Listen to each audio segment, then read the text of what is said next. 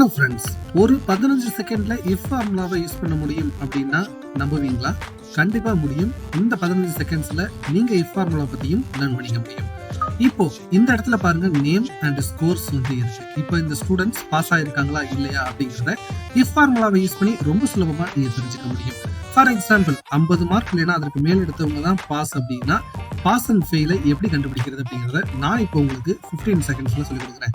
Equal to கொடுத்துக்கங்க, if அப்படிங்கறத போட்டுக்கோங்க. இப்போ லாஜிக்கல் டெஸ்ட் அப்படிங்கறதுல இந்த ஸ்கோரை செக் பண்ணிக்கோங்க, equal to or greater than 50 அப்படிங்கறத பாருங்க.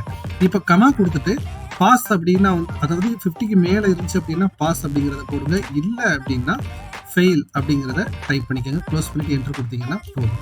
இப்போ பாத்தீங்க அப்படின்னா உங்களுக்கான ஆன்சர்ஸ் வந்துருச்சு. ஜஸ்ட் இதை கண்ட்ரோல் டி கொடுத்து டிராக் பண்ணிட்டீங்கன்னா போதும். ஸ்கோரை பேஸ் பண்ணி அவங்க பாஸா ஃபெயிலா அப்படிங்கிறத இந்த இஃப் ஃபார்முலா உங்களுக்கு ரொம்ப சுலபமா கொடுத்துரும்.